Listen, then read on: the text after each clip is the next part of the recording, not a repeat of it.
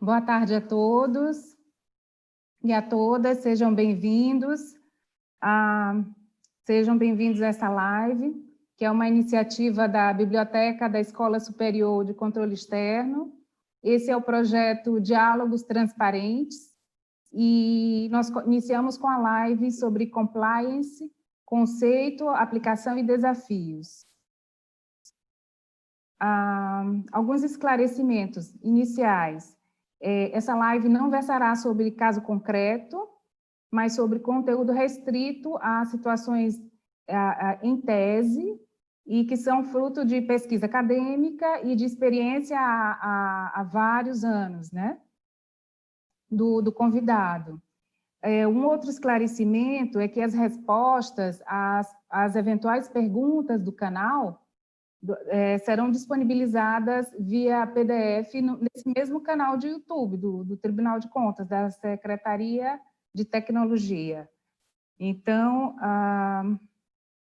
vamos começar. Meu nome é Rossana, eu sou auditora de controle externo do Tribunal de Contas do Estado do Maranhão, e estamos aqui com o Diogo Moretti, que é o nosso convidado, que ele é advogado, corporativo especialista em compliance. Diogo Moretti é Chief Compliance Officer do grupo Promon e diretor jurídico da Promon Engenharia. É um profissional de compliance e um advogado de 20 anos de experiência no mercado, principalmente em empresas multinacionais que atuam em projetos de infraestrutura na América Latina. Atuou como Regional Compliance Officer na construtora canadense SNC Lavalin, na América Latina, onde liderou as reformas internas da empresa, depois que foi acusada de envolvimento em suborno internacional.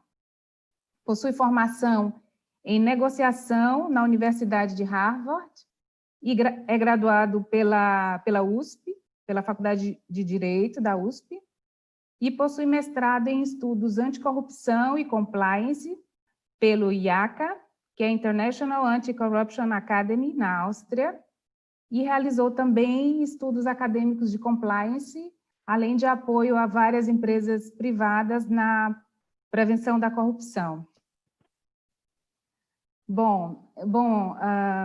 Então, assim, o nosso enfoque em compliance vai ser a partir da experiência corporativa, né, do setor privado, aqui nessa live. Diogo, como provocação inicial, no caso, é sabido que o movimento anticorrupção ele ganhou força a partir dos anos 90, muito embora a legislação do FCPI dos anos 70, que é a lei antissuborno dos Estados Unidos, esse movimento anticorrupção ele ganha força a partir dos anos 90, tanto é que foram aí que surgiram algumas dos principais diplomas anticorrupção, como a Convenção Interamericana contra a Corrupção, que é de 96, e a Convenção de Combate à Corrupção de Funcionários Públicos em Transações Comerciais Internacionais da OCDE, que é de 97. Além disso, um pouco depois surge a Convenção da ONU, de 2004, mas há vários outros diplomas, né, além desses, né, mas esses eu enumeraria como os principais aqui. Então, sob essa influência que o Brasil, ele também se alinha a esse movimento internacional, e daí surge a Lei Anticorrupção, que é de 2013, que é 12.846. E essa lei ela já menciona o compliance, os programas de compliance e os programas de integridade. Aí a minha pergunta para ti inicial, em que consiste o compliance, o programa de integridade, o que é o compliance e qual a sua dinâmica desde a perspectiva do setor privado, tendo em vista todo esse movimento anticorrupção e, consequentemente, por integridade nessas transações comerciais. Bem-vindo, com a palavra. Obrigado, Rossana. Muito obrigado. Antes de mais nada, gostaria de agradecer a gentileza do convite, em especial à Escola Superior de Controle Externo e a você, pessoalmente. É um prazer estar aqui, é um prazer poder trocar informação, trocar conhecimento, espero que eu possa contribuir para esse intercâmbio. E me agrada também pensar que cada um de nós está num lugar do Brasil a milhares de quilômetros de distância. Eu acho que a tecnologia nos garante esse tipo de luxo, né? De a gente poder trocar, eu aqui de São Paulo, você de São Luís, a gente poder trocar informação, isso é muito gratificante. Muito bem. Mas, respondendo à sua pergunta, eu acho que você, de fato, listou os principais diplomas, ou os mais emblemáticos, no combate à corrupção desde a década de 70. Né? O Brasil entrou nessa onda de maneira tardia, se a gente comparar com outros países, por exemplo, os Estados Unidos, que é o precursor, ou mesmo diversos países europeus, mas é fato que esse movimento ganhou muita força a partir dos anos 2010. E aí o termo compliance entrou para o nosso glossário, né? Eu acho que até aí a questão da corrupção certamente já é conhecida de nós brasileiros há séculos, mas o tema compliance ele é novo. O compliance infelizmente, aliás, deixa eu primeiro dizer que lamentavelmente ele não foi traduzido. Ele entrou deste jeito no nosso vocabulário. É lamentável que não tenha sido. Porque isso talvez facilitasse um pouco a nossa aproximação do que ele significa, né? Compliance vem do verbo em inglês to comply, que significa cumprir normas, aderir a regras. Então, estar compliant significa estar aderente às normas que são aplicáveis, no nosso caso aqui é uma pessoa jurídica, uma empresa. Por consequência, criou-se dentro das estruturas corporativas uma unidade administrativa com esse nome. Assim como a gente tem o Departamento de Recursos Humanos, o Departamento Financeiro dentro das corporações, a gente, hoje em dia, tem também ali um Departamento de Compliance, que seria encarregado de cuidar da adesão dessa empresa às diversas normas a que ela se submete. Normas não apenas externas, normas estatais, mas também normas internas. As empresas, como você sabe, muito frequentemente têm códigos internos, códigos de conduta, políticas, procedimentos, etc., para regular uma infinidade de temas. Então, esse é de maneira muito genérica, é o significado da palavra e desse departamento que se criou ali dentro. Mas, muito bem, o que está no escopo dessas unidades corporativas? Você já citou o principal dos temas, que é o da corrupção. A corrupção, entre todos os temas caros ao compliance, ao universo do compliance, é o mais importante deles. Seja porque ele tem impactos sociais muito sérios, seja porque desvios de conduta dessa natureza podem levar as empresas a problemas da mais elevada gravidade. Esse é o topo, esse tema está no topo da lista da preocupação de um compliance officer como eu, por exemplo. Mas não é o único. Existem no nosso cardápio de matérias, estão também lavagem de dinheiro, fraudes, questões ligadas à concorrência, questões ligadas a conflitos de interesse de toda espécie, doações a partidos políticos e candidatos, enfim, questões até muitas vezes ligadas ao comportamento, às relações interpessoais entre os colaboradores de uma empresa. Então, por exemplo, assédio moral ou sexual, esses temas costumam estar debaixo do guarda-chuva de unidades de compliance. Claro que esse escopo ele não é definido absolutamente. Cada empresa organiza os seus assuntos de uma maneira distinta, né? Mas o que a gente pode dizer é que, em 99% dos casos, esses temas de corrupção, fraude, questões concorrenciais estão sob os cuidados de compliance, na maior parte das vezes. Então, são temas como esse que ocupam os compliance officers, os meus colegas de mercado no mundo corporativo. Bom, posso começar fazendo algumas perguntas? Por favor, claro. Não? Assim, além dessa preocupação em prevenção à corrupção, que é um viés também, né, da compliance, quais os outros você diria que são mais corriqueiros? Assim, por exemplo, eu tenho uma pergunta sobre a questão como os mecanismos do compliance atuam na solução de conflitos de interesse. Uhum. Por exemplo. Sim. A questão de conflito de interesse certamente é uma das nossas preocupações, né? Por sorte, você falou de corrupção, né? E de quais seriam os problemas mais corriqueiros. Por sorte, a questão da corrupção não é a mais corriqueira, felizmente, né? Até porque os corriqueiros na ocorrência, eu quero dizer, né? Até porque as empresas investem muito na prevenção desse tipo de desvio de conduta, né? Como eu disse, está lá no topo das preocupações para que jamais aconteça, né? A questão do conflito de interesse não chega a ser propriamente um desvio de conduta, estar numa situação de conflito.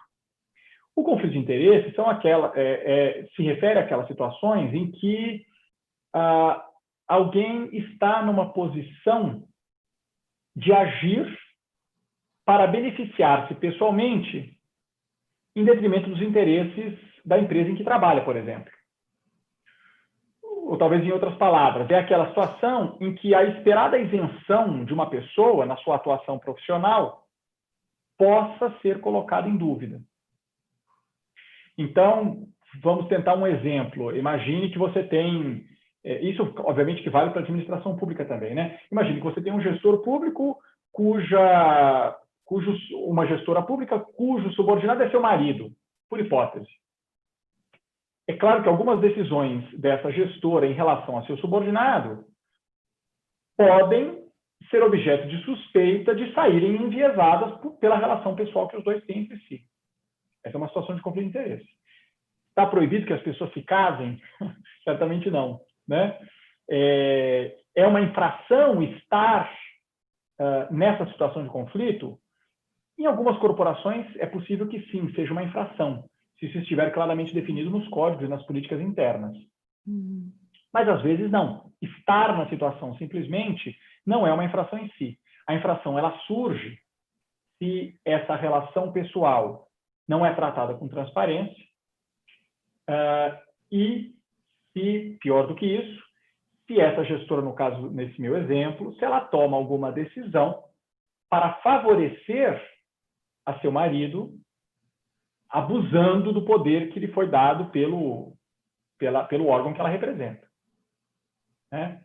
Vamos pensar num outro exemplo de conflito de interesse. Imaginemos que eu faço compras de bens ou serviços para uma determinada empresa e na hora de fazer uma concorrência no mercado para a compra desses bens ou serviços, eu acabo considerando o preço de uma empresa em que meu irmão é sócio, por hipótese. A minha decisão aí pode sair viciada, ou pelo menos é razoável imaginar, é razoável suspeitar que a minha decisão possa não ser a mais isenta possível para a posição que eu ocupo. Porque existe ali um interesse, eu posso acabar favorecendo o meu irmão em detrimento dos interesses da empresa que eu represento. Então, esse é um outro exemplo de conflito de interesse. Muito bem. Está proibido que meu irmão seja sócio de uma empresa que presta serviço no mercado? Certamente não, né? O que deve, então, fazer aquela pessoa que se encontra numa situação de conflito? Primeira coisa é ela se dar conta de que ela está em conflito. Nesses dois casos que eu estou dando, nesses dois exemplos que eu estou dando, é evidente, né? Mas, às vezes, não é tão claro assim. Então, o primeiro passo seria se dar conta de estar em conflito. O segundo passo é fazer a revelação desse conflito. É dizer para o seu superior imediato ou para alguma área que tenha por escopo cuidar desse tipo de tema: bem, tenho aqui, está concorrendo, está participando dessa concorrência, uma empresa em que o meu irmão é sócio. E esse conflito precisa ser tratado. Tem inúmeras maneiras de tratar conflitos de interesse. Uma delas, nesse meu exemplo, poderia ser afastar este comprador da tomada de decisão dessa contratação.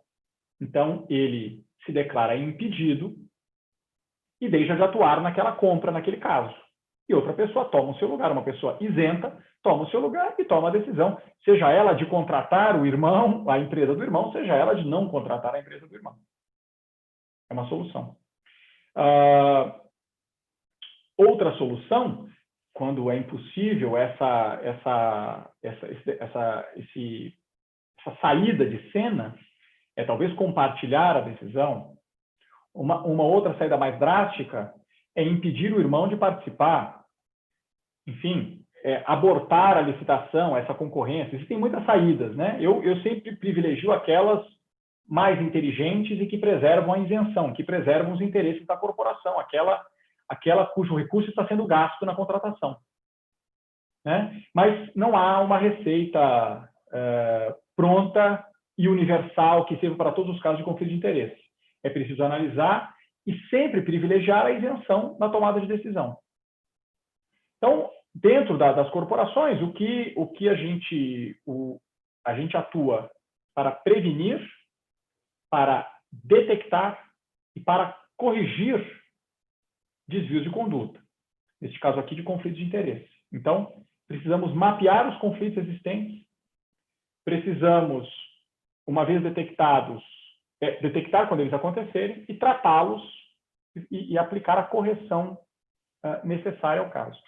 Hoje, felizmente, há uma série de ferramentas no mercado que buscam, a partir de informações de bases públicas, identificar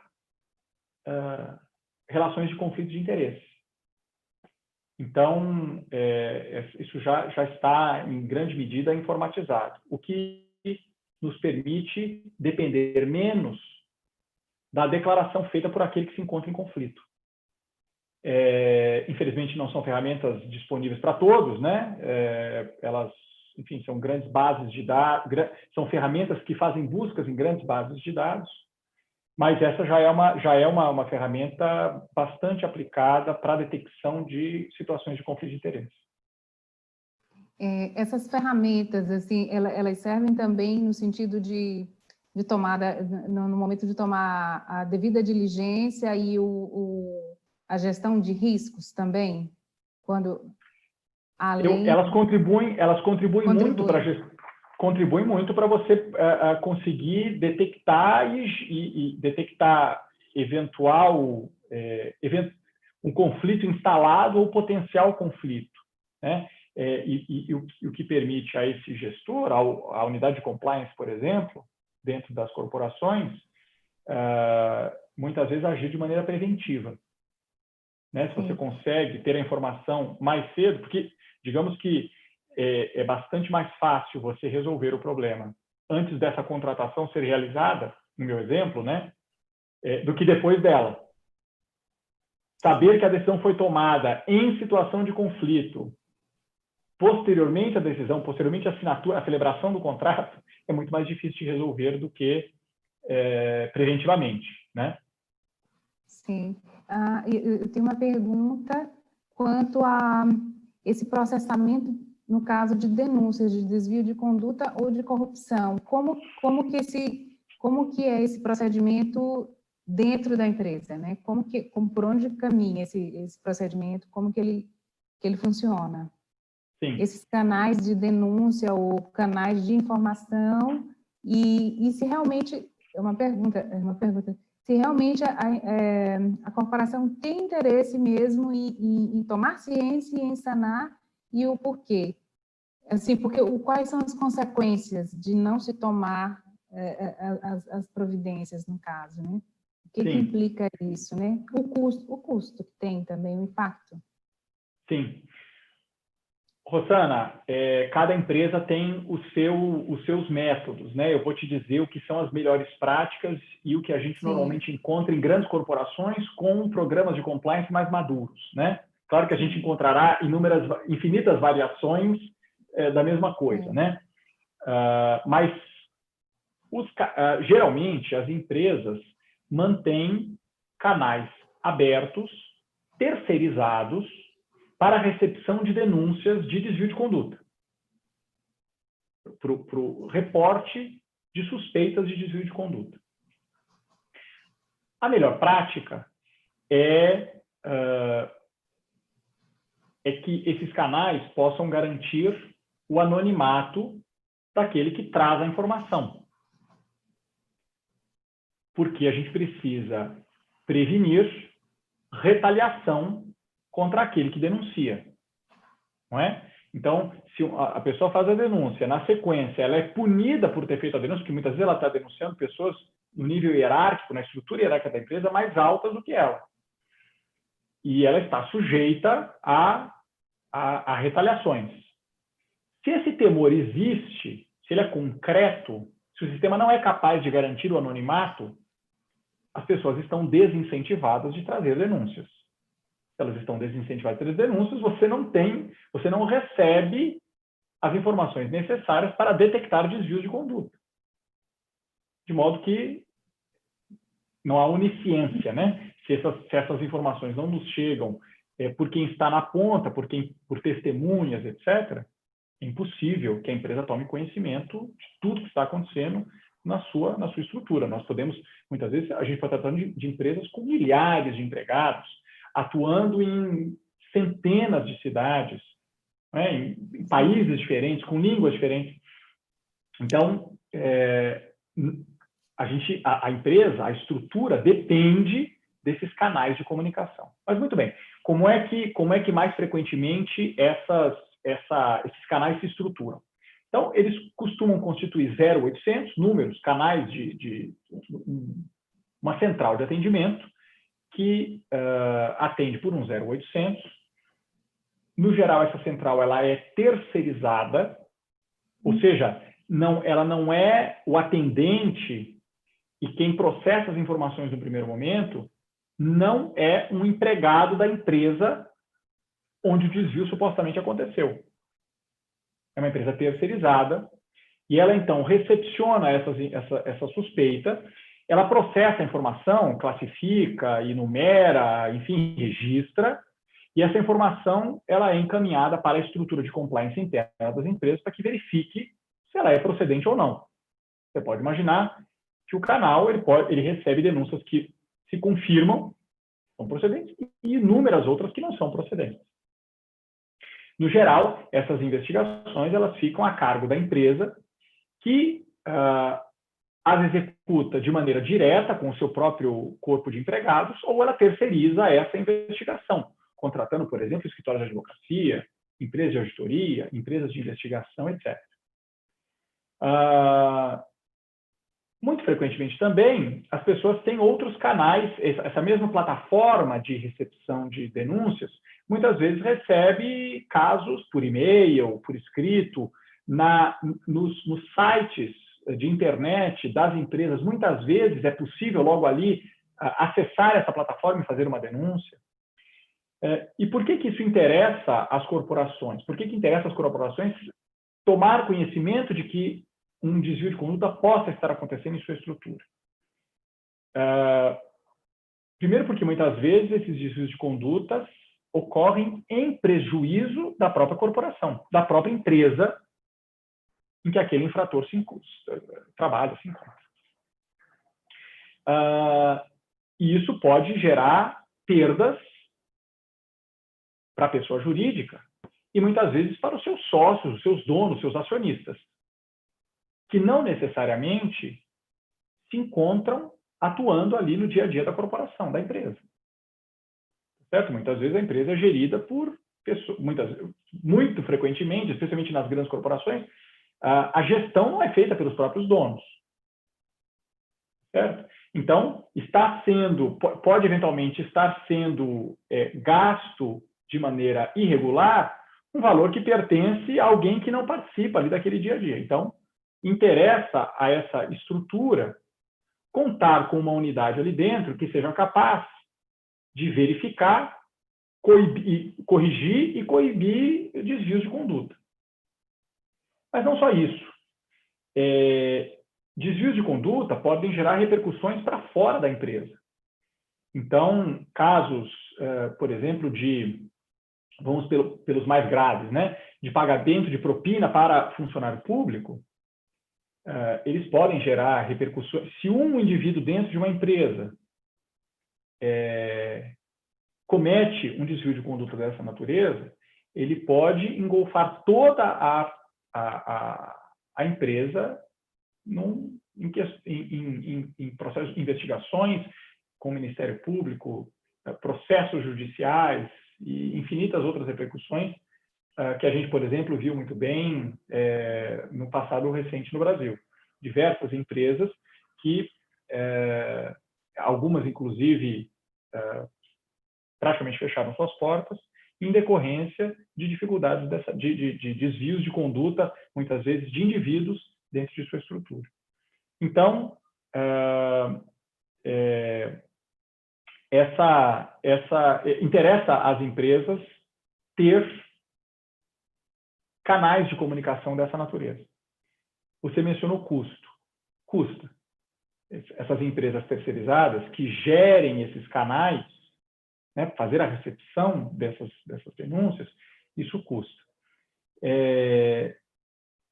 Mas aí eu acho que a empresa precisa ponderar se esse custo, diante dos riscos que ela corre, se eles são justificáveis ou não. Eu diria que, na grande maioria dos casos, eles são justificáveis. É importante que a empresa entenda qual é o risco a que ela está exposta, né? E, ao quantificar esse risco, ela pode perceber que manter um canal de denúncias é até barato. Não estou aqui fazendo propaganda de canais de denúncia, eu não atuo nesse setor, simplesmente sou cliente dessas empresas, mas é importante ter canais de denúncias, do jeito que forem, mas que consigam, pelo menos como eu já disse, preservar o anonimato daquele que traz a informação. Proteger aquele que traz de maneira a incentivar que outras pessoas continuem trazendo informações para que a estrutura as investigue e possa coibir esses desvios. Sim, perfeito. A pergunta que eu tenho vai nessa linha, mas vai assim e vai bifurcada. Ele vai tanto na questão, vamos começar pelo custo das medidas de compliance, no caso, manter um canal, desde manter um canal de denúncias até auditorias periódicas também, e além de treinamentos para prevenção, conscientização e, portanto, prevenção de conflito de interesse, desvio de conduta e etc., né? Então, assim, esse custo, eu consigo ver, eu consigo visualizar em uma empresa transnacional de grande porte, manter todo esse aparato. Até porque um programa de compliance seria um selo de qualidade, de integridade perante o mercado, dizendo que a empresa está limpa para, inclusive, licitar e efetuar transações comerciais, etc. Mas, no caso, a credibilidade, confiança, isso tudo um programa de compliance confere a uma corporação. Mas no caso de pequenas e médias empresas, ou no caso de empresas de pequeno porte, como que tu vês isso, essa assimilação de programas de integridade, né? Ou de práticas de integridade? Como que tu vês a partir da tua observação de como funciona isso? Como tem funcionado isso aqui no Brasil? A questão do custo, Rosana, ela frequentemente vem à pauta quando a gente está tratando de compliance, né? Eu acho que não é um assunto que precisa ser tratado, né? Eu acho que é um assunto que ele é secundário à questão dos princípios e dos valores que a empresa define para si e, portanto, precisa se esforçar para cumpri-los. Tem uma questão, então, de valores e princípios que se sobrepõem à questão do custo, mas eu acho que, ainda assim, a questão do custo precisa ser observada. Então, vejamos. Esse custo, para a gente dizer que ele é alto ou baixo, a gente tem que compará-lo com alguma outra coisa, né? Ele é alto ou baixo relativamente a algum outro parâmetro. Se a gente pensar nos custos envolvidos em certos desvios de conduta, o custo de manutenção de um programa de compliance é muito baixo. Imagine, por exemplo, uma corporação que se envolve numa fraude à licitação ou num problema de corrupção com funcionário público, muitas vezes até fora do Brasil. Em outro país. A gente tem diversos casos de problema de corrupção transnacional. Os custos em que essa empresa vai incorrer por não ter sido capaz de impedir que aqueles desvios acontecessem são inúmeras vezes superiores ao da criação e manutenção de um programa de compliance. Não tenho a menor dúvida. Então, essa é uma ponderação que as empresas precisam fazer.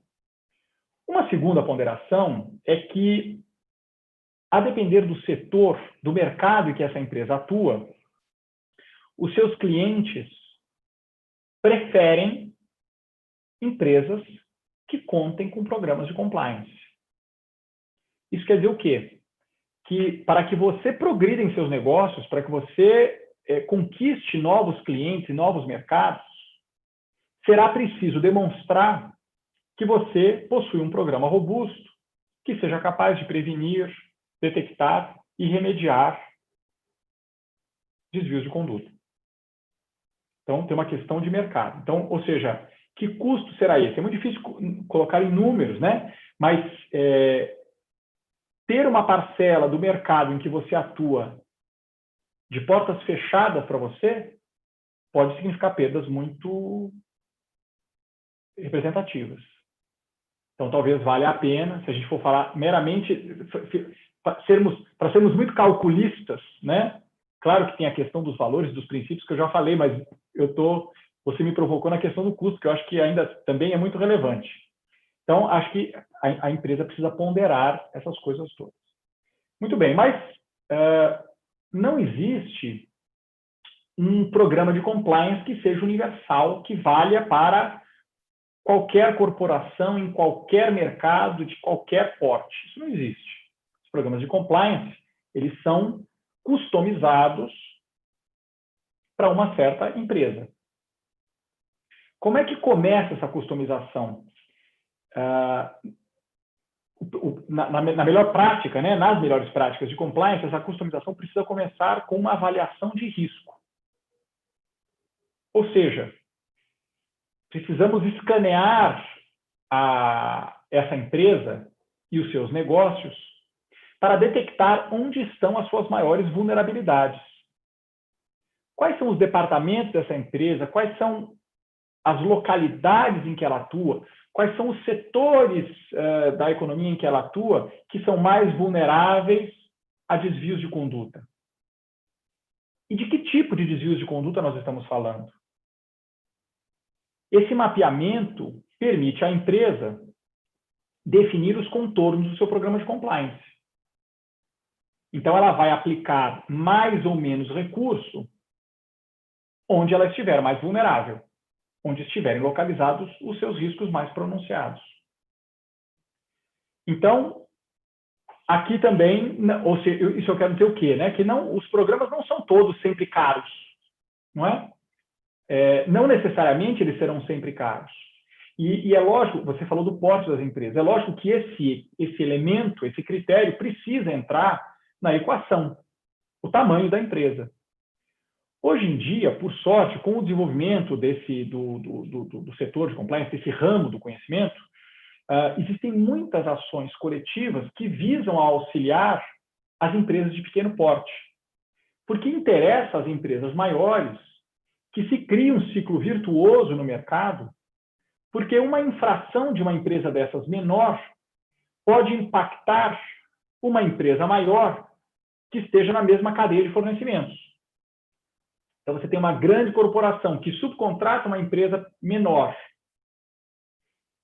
E essa empresa menor, ali dentro, acontece um desvio de conduta, a empresa maior, que é sua cliente, seu cliente, pode resultar afetada. Isso é muito grave. Isso preocupa as empresas que estão na parte mais alta da cadeia de fornecimentos, de fornecimento de bens e serviços.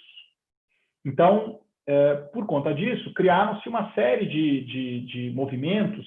Eu poderia citar aqui dois, o do Pacto Global da ONU e o do Instituto Ethos, que, apesar de estar sediado em São Paulo, atua em diversos estados do Brasil. Esses dois exemplos, essas duas entidades contam com programas que buscam atingir as empresas de menor porte e auxiliá-las na constituição de um programa de compliance. Então, porque isso interessa a todos, interessa ao mercado, né? Que se cria um ciclo virtuoso. Ótimo.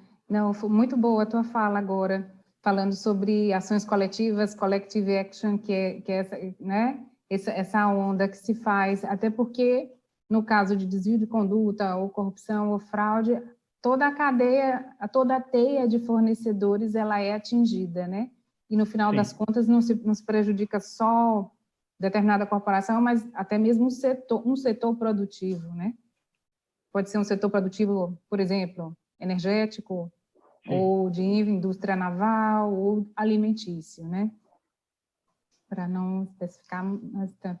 Por exemplo, mas, Diogo, excelente. Agora, tu poderias falar sobre a transparência, o princípio de transparência, como que ele se conecta com compliance, no caso, tendo em vista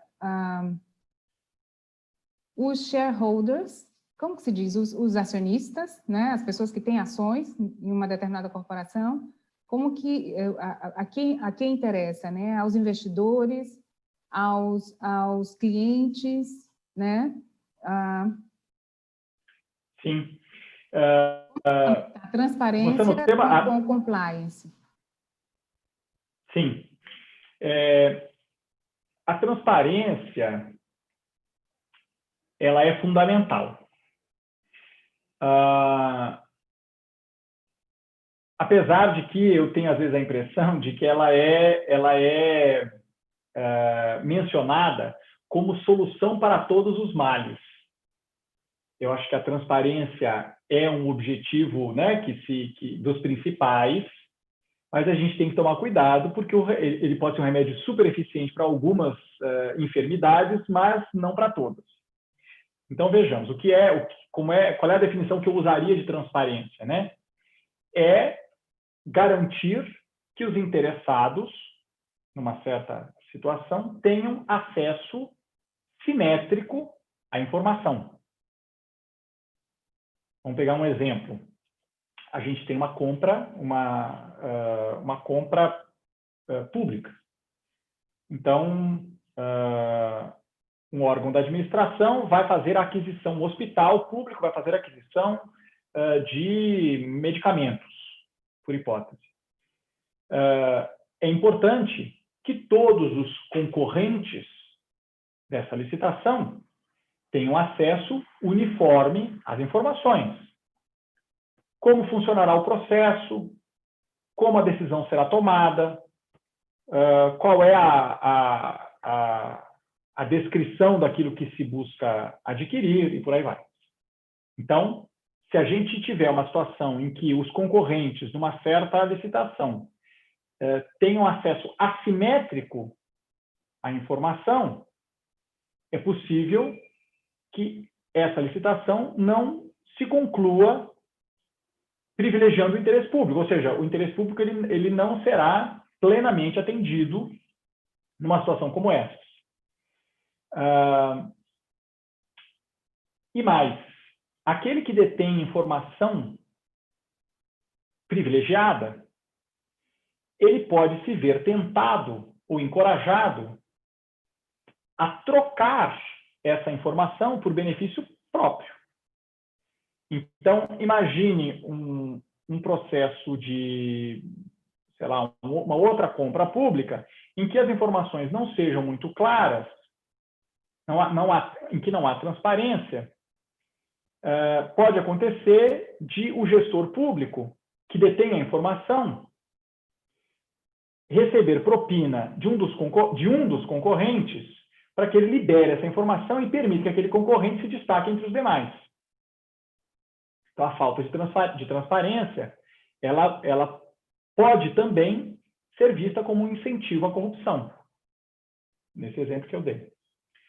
Agora, ela precisa ser temperada com eficiência,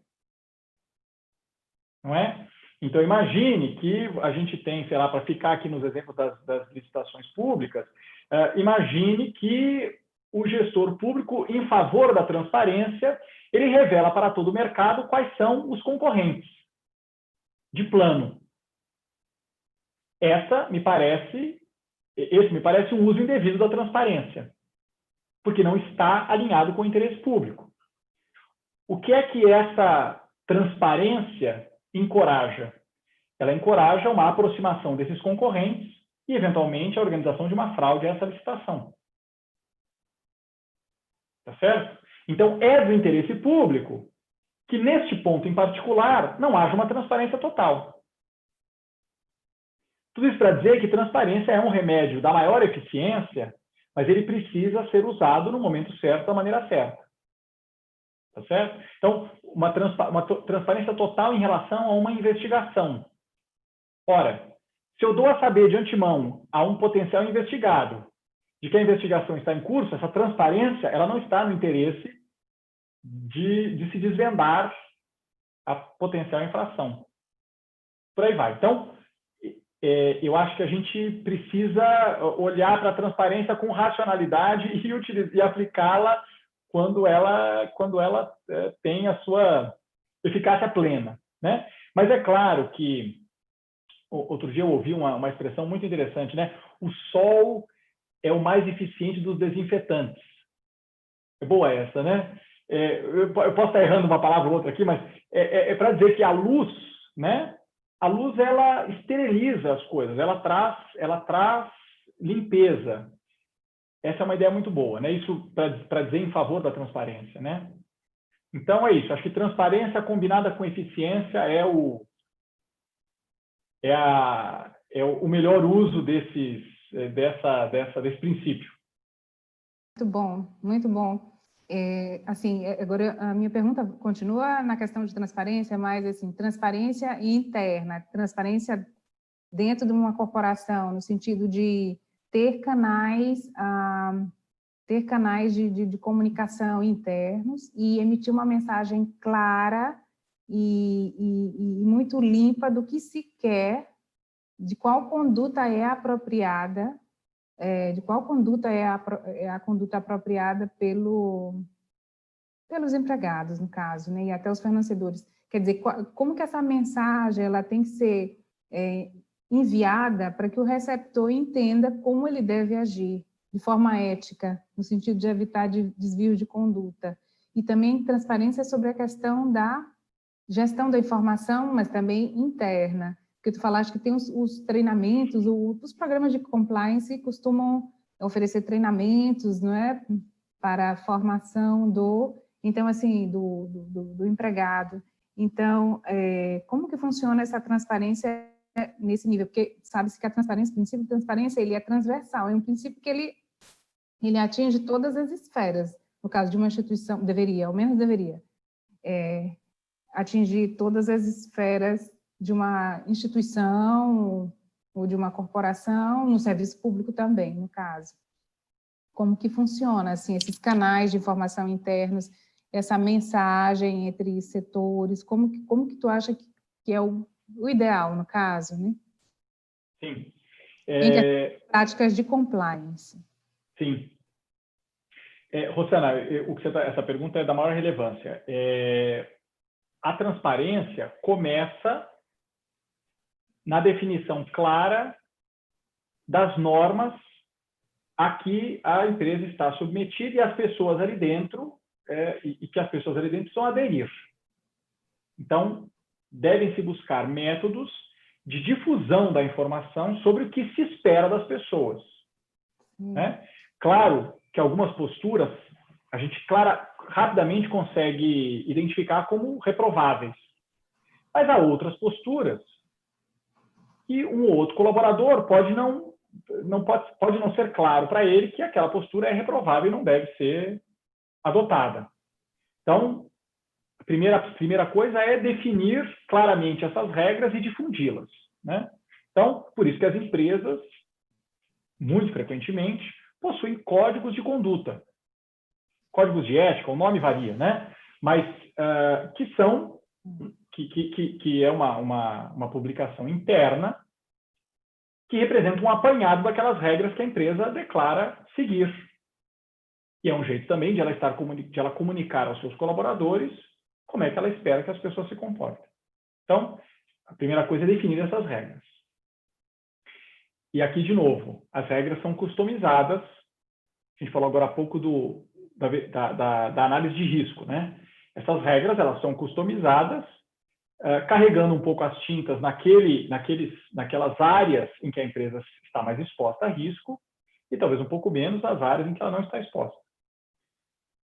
Então, essa é a primeira coisa. Agora, através de quais meios a empresa difunde essa informação? Basicamente, as empresas organizam treinamentos presenciais ou virtuais dos seus colaboradores, sejam empregados, sejam prestadores de bens e serviços, fornecedores de bens e prestadores de serviços, seja através de campanhas de comunicação.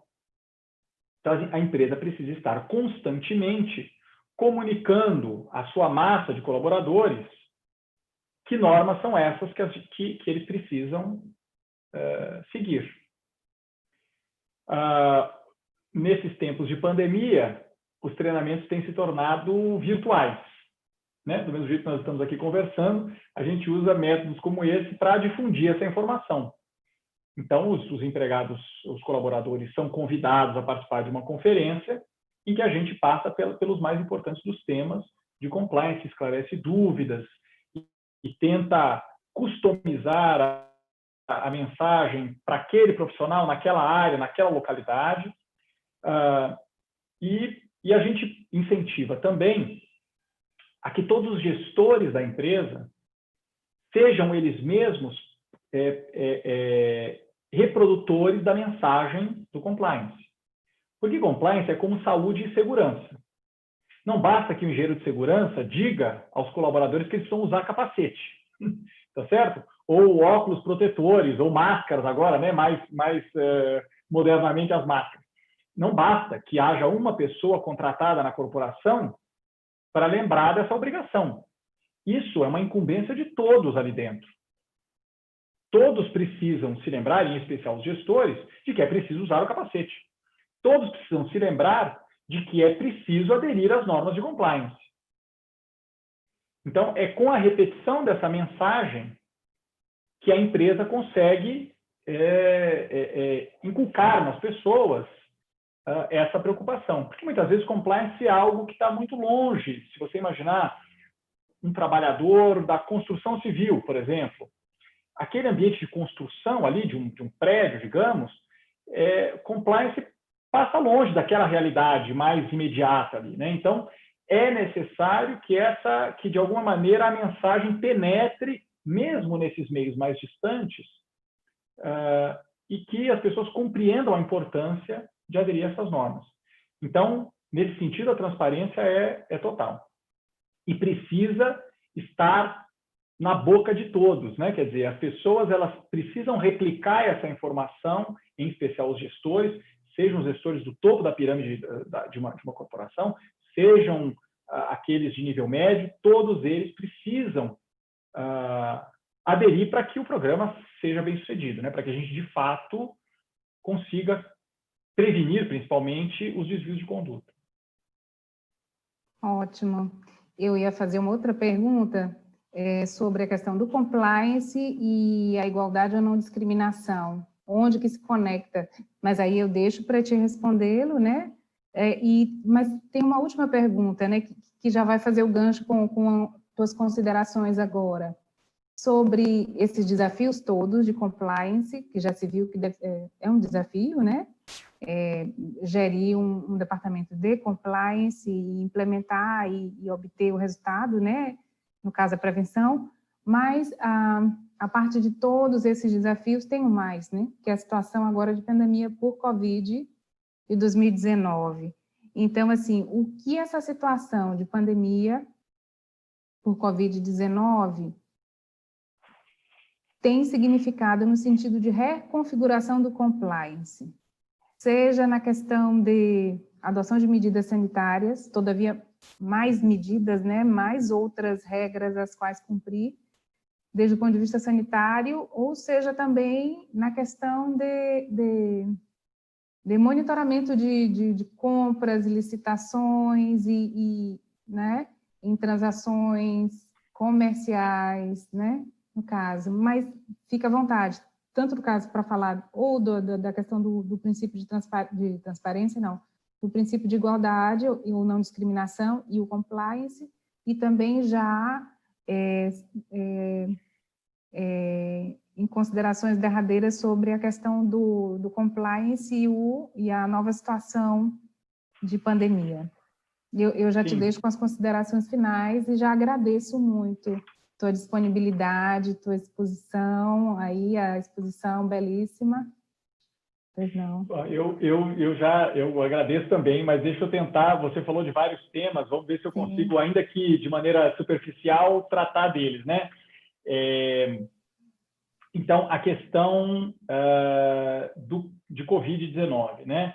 Essa pandemia, eu acho que ainda talvez esteja muito cedo para a gente tirar conclusões definitivas, né? Sobre os impactos que ela terá causado sobre as unidades de compliance dentro das empresas.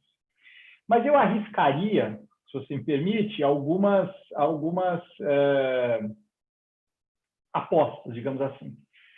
A primeira delas é positiva, né? É de que, uma vez que as relações entre as empresas, entre as pessoas, passou a ser menos pessoal, ou seja, física, né? Fisicamente, de encontros físicos, e migrou quase que totalmente para o ambiente virtual, eu acredito que os controles possam se aprimorar em decorrência disso. Ou seja, tudo hoje é passível de gravação, de registro, as comunicações todas estão em ferramentas de e-mail, enfim, que deixa rastro. Conversas como essa podem ser gravadas. Eu acho que isso é o lado positivo de nós termos concentrado a comunicação entre as pessoas no ambiente virtual. E não existe corrupção. Por exemplo, estou falando de corrupção especialmente, né? Não existe corrupção sem comunicação, sem interação, né? Então, eu arriscaria dizer, o tempo dirá, nós podemos voltar a conversar dentro de sei lá, talvez de um ano sobre esse mesmo assunto, mas eu arriscaria que talvez os controles aumentem. Por outro lado, nesse momento em que decisões urgentes precisam ser tomadas, eu temo que as regras possam estar sendo negligenciadas em favor da urgência. Então, imagine que um hospital um hospital público precisa fazer compras de máscaras e respiradores. Estou inventando uma história qualquer. Eventualmente, essa compra pode não ter passado por uma licitação. Tudo bem que claro que pode haver uma dispensa legítima de licitação, mas eventualmente o interesse público possa não ter sido atendido em sua plenitude numa compra como essa. O mesmo pode acontecer dentro de uma empresa. A empresa também faz compras, ela também tem interesse em adquirir um produto ou um serviço de melhor qualidade pelo menor preço, né? Então, aí eu acho que seria um dos efeitos negativos dessa pandemia. E, por fim, em relação à pandemia, existe a preocupação com o tratamento de informações confidenciais. A gente, no nosso trabalho, tem acesso a informações confidenciais da nossa corporação e, eventualmente, até de outras corporações, que são os nossos clientes. Eles oferecem informações para a execução do trabalho, por exemplo, e essas informações precisam ser tratadas com todo o cuidado. As empresas estando, os profissionais estando em suas residências, o controle sobre essas informações diminui um pouco. Então, é importante que as empresas redobrem o seu cuidado. Imagine um banco, eu não sei bem como os bancos estão lidando com o home office, com o teletrabalho, mas os bancos lidam com informações do mais alto sigilo, né? Talvez as pessoas trabalhando de maneira descentralizada possam expor essas informações a algum risco que precisa ser tratado. É importante tomar conhecimento que a gente possa tratar, né? Então, isso em relação à Covid. E você me pergunta sobre o tratamento igualitário. Você pode... A primeira parte da sua pergunta, você me perguntou sobre o tratamento...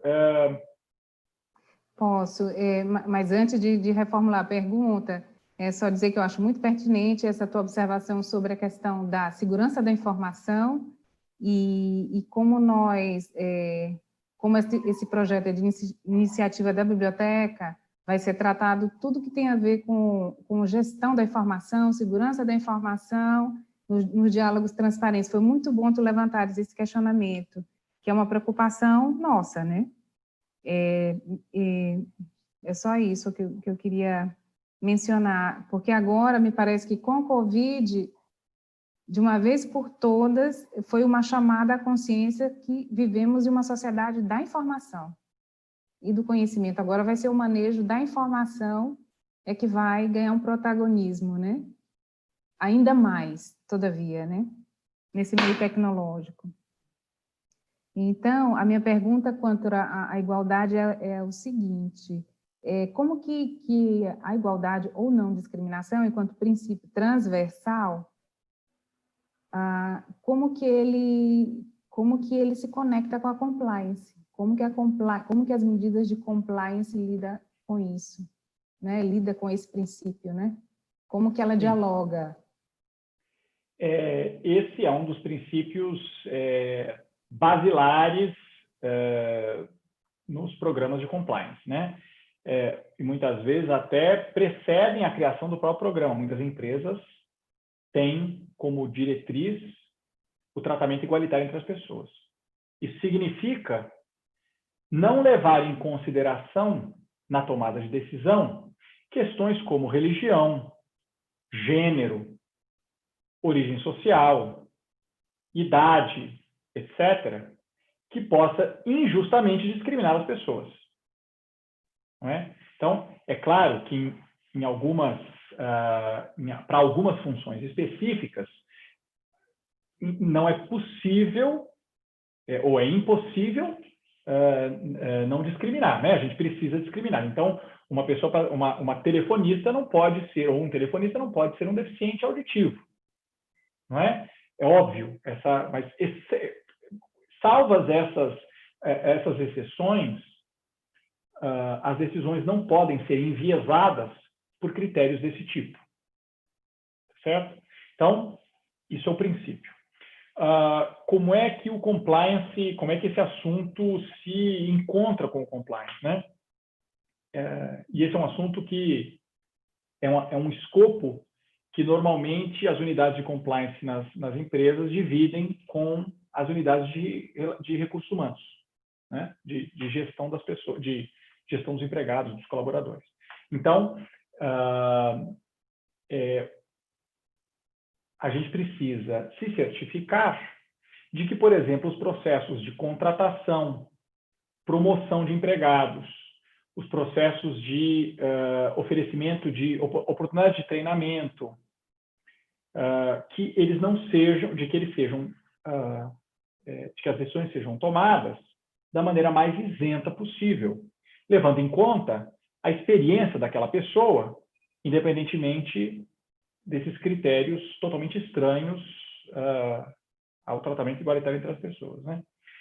O que pela minha experiência, o que é lamentável nesse ponto é que muitas vezes esses vieses, esses preconceitos, eles são inconscientes. Então, nos treinamentos de compliance, o que eu busco sempre fazer quando sou eu a ministrar o treinamento é de provocar a audiência a trazer para a consciência esses vieses, né? Porque muitas vezes eles vêm disfarçados. Então, eu sempre brinco com o exemplo, né, de que eu atuo há muitos anos em empresas de engenharia, né, empresas de construção, engenharia, etc., de projetos de infraestrutura. E há sempre a atuação em obras, em lugares remotos, né, em canteiros de obras, né, onde se implantam projetos de infraestrutura. Então, algumas vezes eu ouvi algum engenheiro homem dizer que não permitiria que uma engenheira mulher fosse transferida, ou não recomendaria que ela fosse transferida para o canteiro de obras, porque ali não seria um ambiente próprio para ela. Eu digo, bom, talvez o senhor devesse perguntar a ela se lhe interessa ser transferida ao canteiro de obras, né? E a gente deve zelar para que o ambiente seja, sim, apropriado para ela. Porque se ainda não é, a gente precisa atuar para que seja, né? Então, e um comentário como esse pode muitas vezes parecer como um comentário, uma postura protetiva desse engenheiro homem que quer o melhor para aquela engenheira mulher, quando, na verdade, parece estar camuflado aí um preconceito de gênero, né? Então, esse é apenas um exemplo, poderíamos falar de outros tantos.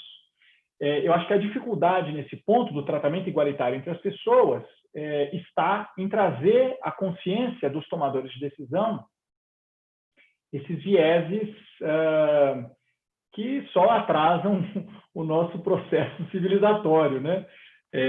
Então, acho que temos andado bastante para frente, a gente tem evoluído muito, mas ainda falta bastante. Eu não poderia estar mais de acordo, Diogo. Estou de acordo, plenamente. Bom, nós já completamos agora 1 hora. Eu agradeço. Gostaria de perguntar se tu tens alguma coisa mais a acrescentar. Teria? Sim, eu gostaria rapidamente, se você me permite. Você já falou isso no início, mas acho que é importante eu enfatizar que todas as opiniões e todos os casos que eu trouxe aqui como exemplo, eles não são atribuíveis ao meu atual empregador. Eles são pessoais e que eu trago aqui da minha experiência profissional em inúmeras empresas, os estudos acadêmicos que já fiz. Então, as minhas opiniões aqui não são as opiniões necessariamente do meu atual empregador. Então, esse é um disclaimer. E para terminar, eu acredito que a gente falou rapidamente aqui de ações coletivas, mas eu gostaria de talvez fechar com esse tema, né?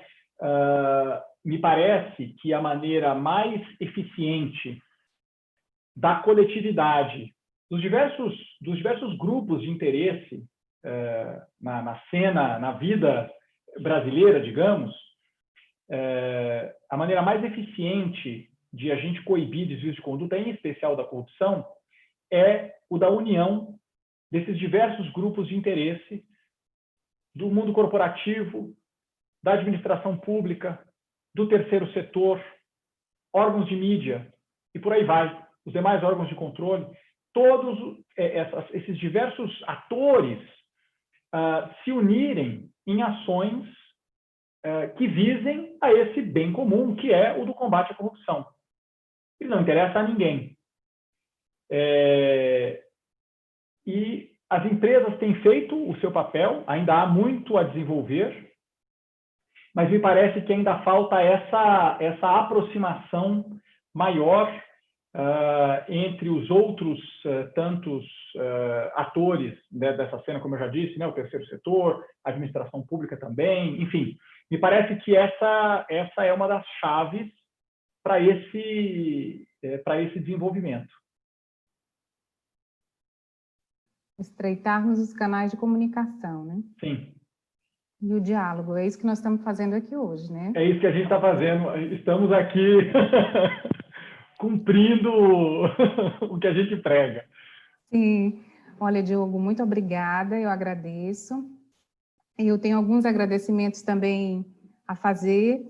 Eu agradeço, finalizamos aqui o primeiro episódio da série Diálogos Transparentes, que foi com essa live sobre compliance.